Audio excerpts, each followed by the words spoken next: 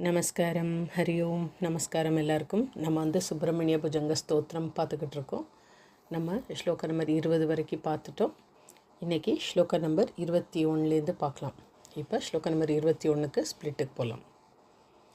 கிருத்தான் இன்ன காமா தஸ்ய கிருத்தான் தஸ்ய தூதேஷு சண்டேஷு கோபாத்து இத்து போட்டு முடிச்சுக்குங்க. கோபாத்து தஹ சிந்தி நம்ம 2 மகாபிராண சிந்தி பிந்தி எல்லாமே மகாபிராணாங்க. பிந்தி தி மாம் தர்ஜ யத்சு மயூரம் சமாருஹ்ய மாம் பைரிதி த்வம் புரஷ் சக்தி பாணிர் மமா யாஹி ஷீக்ரம். கிருதாந்தஸ்ய தூதேஷு சண்டேஷு கோபாத் தஹச்சிந்தி பிந்தீதி மாம் தர்ஜயத்சு மயூரம் சமாருஹ்ய மாம் பைரிதி த்வம் புரஷக்தி பாணிர் மமாயாகி ஷீக்ரம். அடுத்து ஸ்லோக நம்பர் 22. பிரணம் யா சக்ருத் பாத யோஸ்தி பதித்வா பிரசாத்ய பிரபோ பிரார்த்த ஏனீக வாரம் ந வக்தும் க்ஷமோஹம். அவகிரகம் இருக்க நடுவில் இக்கு சவுண்டு கேட்கணும். க்ஷமோஹம் ததா நீம் கிருப்பாப்தே ந காரியாந்த காலே மனா கப்யுபேக்ஷா. प्रणम्या सकृत्पादयोस्ति पतित्वा प्रसाद्या प्रभो प्रार्थयेनेकवारं न वक्तुं क्षमोऽहं तदानीं कृपाब्धि न कार्यान्तकाले मनागप्युपेक्षा. அடுத்து ஸ்லோக நம்பர் 23. சஹஸ்ராண்ட போக்தா த்வயா शूर நாமா ஹதஸ் தாரகஸ் விசர்க இஸ் சிம்ஹ பக்த்ரஷ் கொமச்ச தைத்யஹ மமாந்தர் ஹிருதிஸ்தம் நம்ம 2 மகாபிரணத்த மனஹ் விசர்க ஹெச் கிளேஷ மேக்கம் ந ஹம்சி பிரபோ கிம் கரோமி க்வ யாமி க்வ கொம யாமி. सहस्राण्डभोक्ता त्वया शूरनामा हतस्तारकसिंहवक्त्रश्च दैत्यः ममान्तर्हृदिस्थं मनः क्लेशमेकं न हंसि प्रभो किं करोमि क्वयामि. அடுத்து ஸ்லோக நம்பர் 24.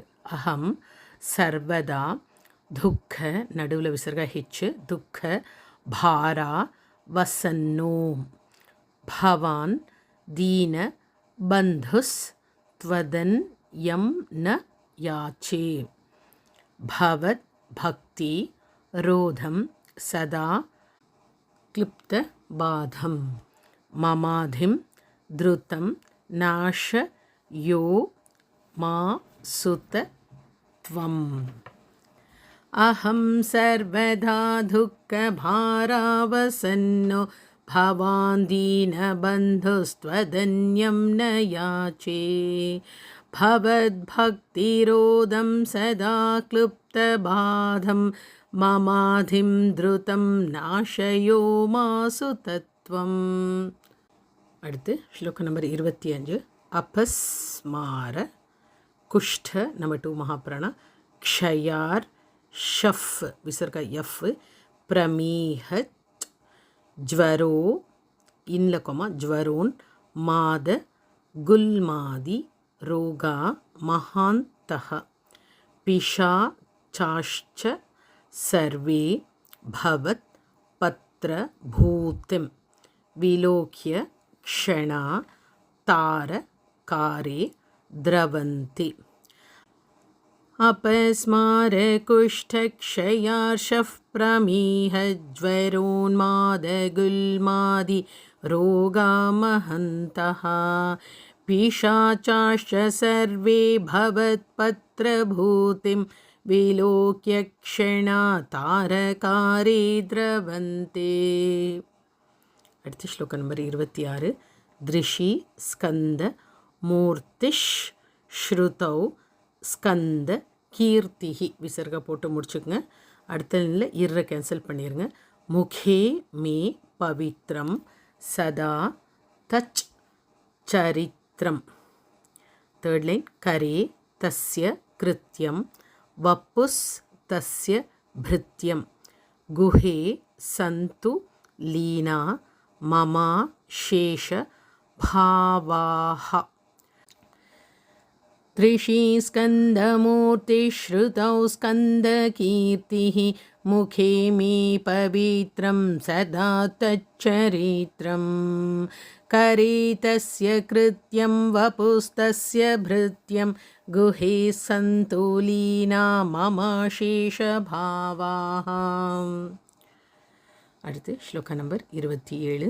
முனினா முதாஹோ ந்ருணாம் பக்தி भाजाम अभीष्ट प्रदास सन्ति सर्वत्र देवाः.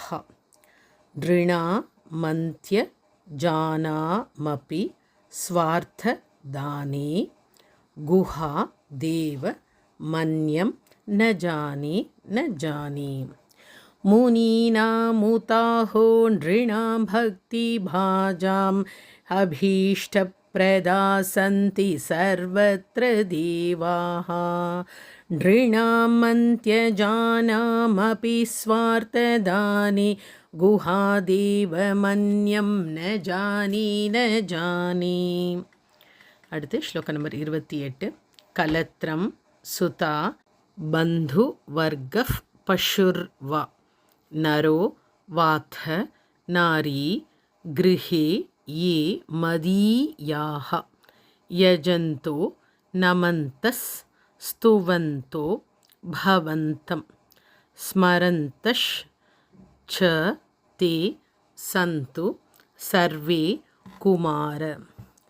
कलत्रं सुता बन्धुवर्गः पशुर्वा नरो वाथ नारी गृहे ये मदीयाः यजन्तो नमन्तस्तुवन्तो भवन्तं स्मरन्तश्च ते सन्तु सर्वे कुमार. அடுத்து ஸ்லோகம் நம்பர் 29.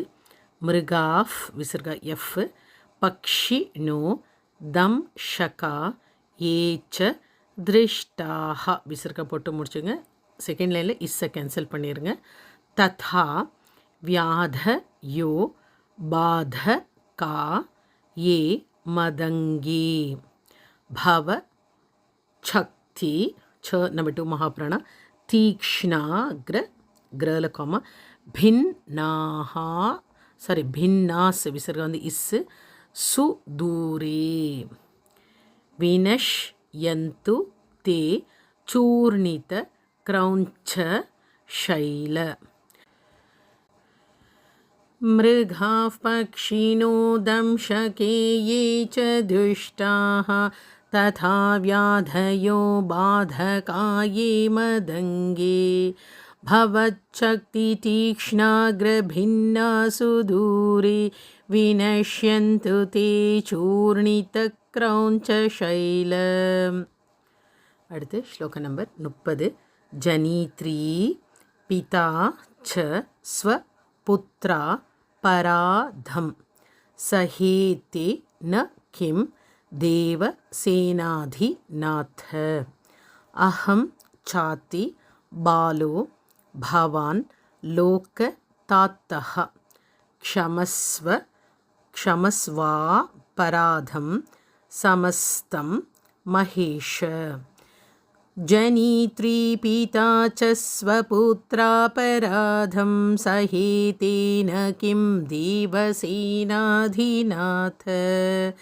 अहं चाति बालो भवान् लोकतातः क्षमस्वापराधं समस्तं महेश. அடுத்து ஸ்லோக நம்பர் 31. நமः கேகினே शक्तये चापि तुभ्यं नमश्छाग नंबर 2 महाप्राण तुभ्यं नमः कुक्कुटाय ट नंबर 1 नमस् विसर्ग इस सिंधवे सिंधु देशाय तुभ्यं पुनस् विसर्ग इस स्कंद मूर्ते नमस्ते नमोस्तु नमः केकिने शक्तये चापि तुभ्यं नमश्छागतुभ्यं नमः कुक्कुटाय नमः सिन्धवे सिन्धुदेशाय तुभ्यं पुनस्कन्दमूर्ते नमस्ते नमोस्तु அடுத்து ஸ்லோக நம்பர் 32 ஜயானந்த பூமன் ஜயா பாரதாமன் जया मोघ कीर्ते जया नंद मूर्ते जया नंद सिंधो जया शेष बंधो जयत्वं सदा मुक्ति दानीश सूनो जयानंद भूमन जया पारधामन जया मोघ कीर्ते जयानंद मूर्ते जयानंद सिंधो जया शेष बंधो जयत्वं सदा मुक्ति दानीश सूनो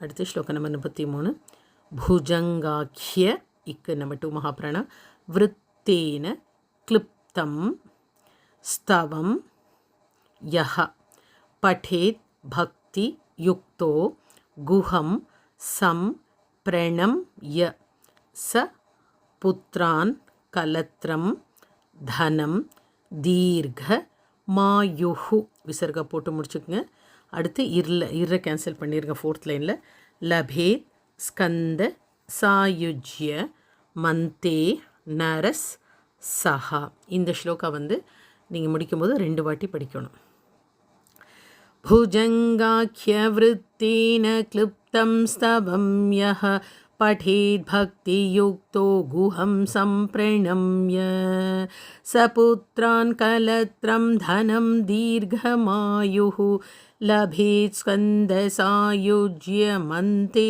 नरस्सः இது 2 வாட்டி படித்த பிறகு இதி ஸ்ரீமத் பரமஹம்ச परिव्राजकाचार्यस्य श्री गोविंद भगवत पूज्य पाद शिष्यस्य श्रीमत् शंकर भगवतः विसर्ग வந்து h कृतौ श्री सुब्रह्मण्य भुजंगम इति श्रीमत्परमहंसपरिव्राजकाचार्यस्य श्रीगोविन्दभगवत्पूज्यपादशिष्यस्य श्रीमच्छङ्करभगवतः कृतौ श्रीसुब्रह्मण्यभुजङ्गम् அப்போ இன்றைக்கி இதோடு வந்து நம்ம கம்ப்ளீட்டாக முடிக்கிறோம்.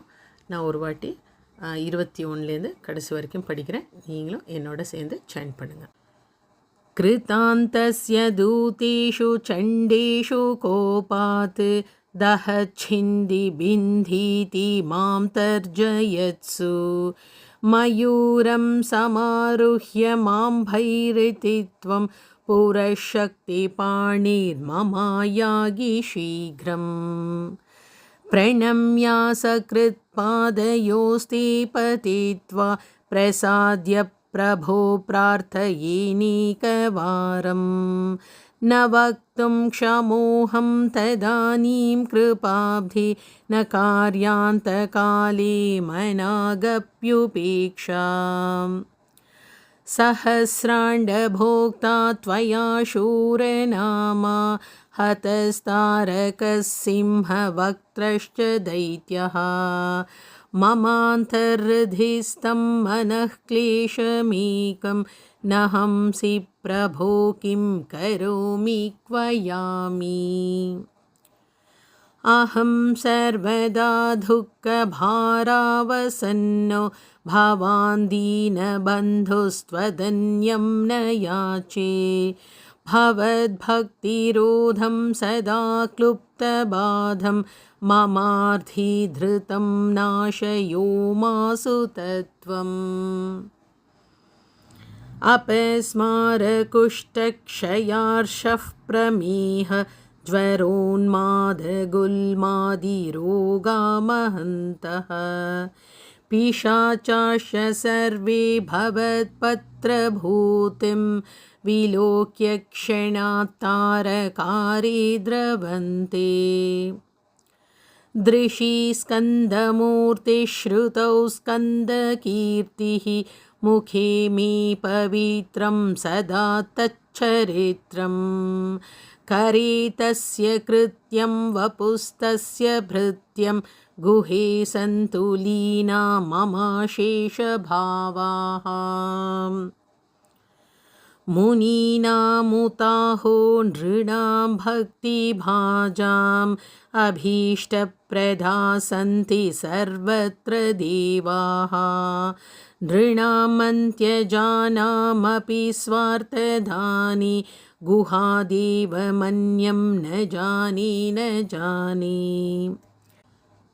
कलत्रं सुता बन्धुवर्गः पशुर्वा नरो वाथ नारी गृहे ये मदीयाः यजन्तो नमन्तस्तुवन्तो भवन्तं स्मरन्तश्च ते सन्तु सर्वे कुमार मृगाः पक्षिणो दंशकाये च दुष्टाः तथा व्याधयो बाधकाये मदङ्गे भवच्छक्तितीक्ष्णाग्रभिन्ना सुदूरे विनश्यन्तु ते चूर्णितक्रौञ्चशैले जनित्री पिता च स्वपुत्रापराधं सहेतेन किं देवसेनाधिनाथ अहं चाति बालो भवान् लोकतातः क्षमस्वापराधं समस्तं महेश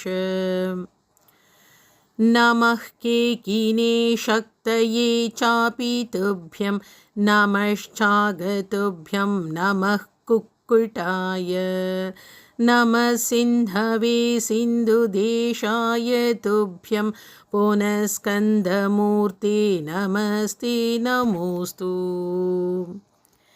जयानन्दभूमन् जयापारधामन् जयामोघकीर्ते जयानन्दमूर्ते जयानन्दसिन्धो जयाशेषबन्धो जय त्वं सदा मुक्तिदानीश सूनो भुजङ्गाख्यवृत्तेन क्लृप्तं स्तवं यः पठेद्भक्तियुक्तो गुहं सम्प्रणम्य सपुत्रान् कलत्रं धनं दीर्घमायुः लभे स्कन्दसायुज्यमन्ते नरः सः भुजङ्गाख्यवृत्तेन क्लृप्तं स्तवं यः पठेद्भक्तियुक्तो गुहं सम्प्रणम्य सपुत्रान् कलत्रं धनं दीर्घमायुः लभेत् स्कन्दसायुज्यमन्ते नरः सः इति श्रीमत्परमहंसपरिव्राजकाचार्यस्य श्रीगोविन्दभगवत्पूज्यपादशिष्यस्य श्रीमच्छङ्करभगवतः कृतौ श्रीसुब्रह्मण्यभुजङ्गम् இதோட நம்ம சுப்பிரமணிய புஜங்க ஸ்தோத்திரம் சக்ஸஸ்ஃபுல்லாக கம்ப்ளீட் பண்ணியாச்சு. அடுத்தது வேறு ஒரு ஸ்தோத்திரத்தோடு பார்க்கலாம். Thank you all. நமஸ்காரம். ஹரி ஓம்.